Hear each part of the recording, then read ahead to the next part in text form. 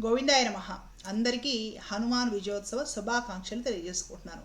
నిన్నటి వీడియోలో తెలుసుకున్నాం మనము. ఈరోజు హనుమద్ విజయోత్సవం. ఆంజనేయ స్వామి వారు సీతమ్మ వారిని వెతకడానికి లంకకు వెళ్ళి అక్కడ సీతమ్మ వారిని దర్శించి లంకా దహనం చేసి రావణాసురుడికి వార్నింగ్ ఇచ్చి తిరిగి ఆనందంగా లంక దాటి యువతలి తీరానికి వచ్చి వానరులందరినీ కలిసి సీతమ్మ వారి జాడ తెలుసుకునే విషయం అందరికీ చెప్పాక వానరులకు పోయిన ప్రాణాలు తిరిగి వచ్చి అందరూ ఆనందంగా పండగ అదేనండి సెలబ్రేషన్స్ చేసుకున్నారు. హనుమద్ విజయోత్సవం అంటే అది. మనందరి జీవితాల్లో కూడా ఓటమి పోయి సక్సెస్ రావడం కోసము, ఆగిపోయిన పనులు ముందుకు వెళ్ళడం కోసము, సర్వకార్య సిద్ధికి అనుకున్న పనులన్నీ కూడా అడ్డంకులు లేకుండా సాధించుకోవడం కోసం. పనులన్నీ అంటే గుర్తుపెట్టుకోవడం, ధర్మబద్ధమైన పనులన్నీ కూడా. కాబట్టి మనం కూడా ఆంజనేయ స్వామి వారిని హనుమద్ విజయోత్సవం రోజున ఆరాధన చేస్తాము. హనుమాన్ జయంతి వేరే, అది మరలా వైశాఖ మాసము దశమి తిథిలో వస్తుంది. అప్పుడు మరలా దాని గురించి ముచ్చటించుకుందాము. ఈ వీడియోలో ప్రత్యేకించి సుందరాకాండ విశిష్టత తెలుసుకునే ప్రయత్నం చేద్దాం. వాల్మీకి రామాయణ అంతర్గతంగా ఉన్న అన్ని కాండలలో కూడా సుందరాకాండ చాలా విశిష్టమైనది, ప్రత్యేకమైనది. హనుమద్ ఉపాసకులు విశేషంగా పారాయణ చేసి అత్యుత్తమమైన ఫలితాలు సిద్ధులు సాధించి ఆంజనేయ స్వామి వారి దర్శనం కూడా చేసుకోగలిగారండి.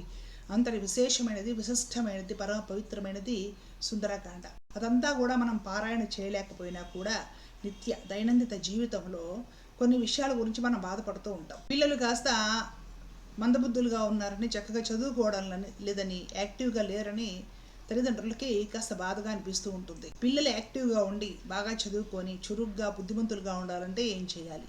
సుందరాకాండలో శ్లోకము. అట్లాగే కొందరికి వస్తువులు పోతాయండి, డాక్యుమెంట్స్ పారేసుకుంటారు, బంగారం పోతుంది. ఇంకొందరికి ఉద్యోగం పోతుంది, చేస్తున్న వ్యాపారము చేతికి అందే విషయానికి వచ్చి పోతుంది, పంట పోతుంది.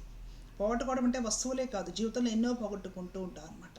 ఆ పోగొట్టుకుంది కూడా తిరిగి మంచి లాభంతో సంపాదించుకోవడానికి అత్యుత్తమమైన శ్లోకం ఒకటి ఉంది సుందరాకాండలో. అలాగే అసలు సాధ్యం కాదు, ఇంకా అవ్వదేమో ఈ పని అనే అసాధ్యమైన పనులు కూడా, కార్యాలు కూడా సిద్ధించడం కోసము సుందరాకాండలో ఒక ప్రత్యేకమైన శ్లోకం ఉంది. ఏదైనా సరే పనులు ఆరంభం చేసి విఘ్నాలు లేకుండా పనంతా పూర్తయి చక్కగా ఆ కార్య సిద్ధి జరగడం కోసము సుందరాకాండలో ప్రత్యేకమైన శ్లోకం ఉంది. మీ సమస్యలను పరిస్థితులను అనుసరించి స్త్రీలు పురుషులు అంటే మహిళలైతే ఇంట్లో ఈ నెలసరి అడ్డంకులు అవి ఏమీ లేకుండా మామూలుగానే ఇంట్లో దీపం వెలిగించేసి ఇంట్లో దీపారాధన పూజ చేసుకుంటారు కదా. అది చేసుకున్నప్పుడు కాస్త దేవుడికి నైవేద్యం పెట్టి రాముల వారి పటానికో, మీ దగ్గర ఆంజనేయ స్వామి వారి పటం ఉంటే ఆ పటానికైనా పర్వాలేదు, లేకపోతే వెంకటేశ్వర స్వామి వారి పటానికి పెట్టినా పర్వాలేదు, పెట్టి శ్రద్ధగా కూర్చొని ఒక 108 సార్లు మనసు సంకల్పం చేసుకుని భగవంతుని ప్రార్థించి మాకు ఈ పరిస్థితి ఉంది చక్కదిద్దు అని మనసులో సంకల్పం చేసుకొని 108 సార్లు కళ్ళు మూసుకొని ప్రశాంతంగా, లేదంటే దైవం పటము చూస్తూ అయినా సరే ఈ శ్లోకాన్ని 108 సార్లు నిదానంగా చదువుకోవడం, గట్టి సంకల్పం చేసి. అంతసేపు చదవలేని వాళ్ళు అందులో సగం అంటే 54 సార్లు, అంతసేపు కూడా చదవలేని వాళ్ళు మరలా అందులో కూడా సగం అంటే పావు వంతు 27 సార్లు, అది కూడా చదవలేకపోతే కనీసం ఒక 11 సార్లు అయినా సరే. ఉదయం కుదిరితే ఉదయము, సాయంత్రం కుదిరితే సాయంత్రం, ఎప్పుడు దీపారాధన చేసుకుంటే అప్పుడు ప్రశాంతంగా కూర్చొని ఏదైనా అంత పండో బెల్లమో ఏముంటే అవి మీ శక్తిని అనుసరించి కాసంత నైవేద్యం పెట్టి మా పరిస్థితి ఇది చక్కదిద్దు అని దైవాన్ని ప్రార్థించి సుందరకాండలోని ఈ శ్లోకాన్ని వీరినంత సార్లు అనుసంధానం చేసుకుంటే నిదానంగా మీగా ఆ సమస్య అత్యుత్తమంగా పరిష్కరించబడుతుంది. దీనికోసం ఒక పైసా ఖర్చు పెట్టొద్దు, జ్యోతిష్కులకు ఫోన్ చేయాల్సిన పని లేదు, రంగురాళ్ళు ఉంగరాళ్ళు అవి ఇవి పెట్టుకోవాల్సిన పని లేదు, తాబేలు బొమ్మలు లేదంటే ఇంకేవో రకరకాల దీపాలని, లేదంటే పలానా చోటకి వెళ్తే పలానా వ్యక్తి అద్భుతంగా చెప్తాడని ఇంకోటను వీటి గురించి తిరగాల్సిన అవసరమే లేదు. ఇంట్లోనే అంత దీపారాధన చేసి అంత నైవేద్యం పెట్టి దేవుడి పటం ముందు కూర్చొని ఈ శ్లోకాలు అనుసంధానం చేసుకుంటే వీలైనంత త్వరలోనే ఆ సమస్యలన్నీ కూడా పరిష్కారం అవుతాయి. మీకు ఈ సుందరకాండలోని శ్లోకాలు స్క్రీన్ మీద చూపిస్తాను. ఉపయోగకరంగా అనిపించిన వాళ్ళు ప్రతిరోజు చక్కగా చదువుకోవచ్చు. పిల్లలు కానీ చదువులో కాస్త మందగమనంతో ఉన్నారనుకోండి, అప్పుడు కూడా పిల్లలతో ఆంజనేయ స్వామి వారి స్మరణ చేయించండి. పిల్లలకి హనుమాన్ చాలీస వినిపించండి చదివే పరిస్థితి లేకపోతే, లేదంటే ఆంజనేయ దండకం వినిపించండి. పిల్లల కోసము తల్లులు లేదా తండ్రులు కూడా ప్రతిరోజు చదవచ్చు. పిల్లల చేత హనుమాన్ నామస్మరణ లేదా రామనామస్మరణ చేపిస్తే కూడా, రామనామం రాపిస్తే కూడా హనుమత్ అనుగ్రహం విశేషంగా లభిస్తుంది. పిల్లల కోసము చదవాల్సిన శ్లోకం, వాళ్ళ విద్యాభివృద్ధి కోసం. బుద్ధిర్బలం యశోధైర్యం నిర్భయత్వమరోగత అజాడ్యం వాక్పటుత్వం చ హనుమత్స్మరణాలభేత్. ఈ శ్లోకము తరచుగా స్మరించడం వలన బుద్ధిబలం పెరుగుతుంది, యశస్సు పెరుగుతుంది, ధైర్యం పెరుగుతుందట, నిర్భయత్వం పెరుగుతుందన్నమాట. అజాడ్యం మానసిక జాడ్యాలు ఏమైనా ఉంటే పోతాయి. వాక్పటుత్వము వాక్సిద్ధి కలుగుతుందన్నమాట. ఎలాగా? హనుమంతుడిని స్మరించడం వలన.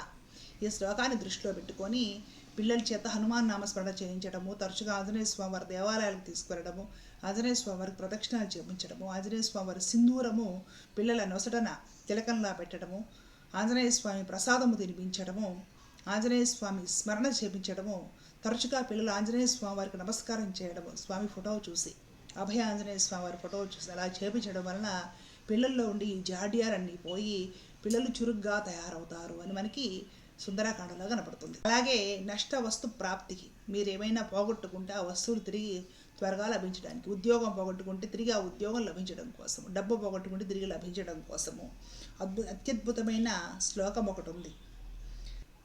తదున్నసం పాండురదంతమవ్రణం శుచిస్మితం పద్మపలాశలోచనం ద్రక్షే తదార్యా వదనం కదాన్వహం ప్రసన్నతారాధిపతుల్య దర్శనం.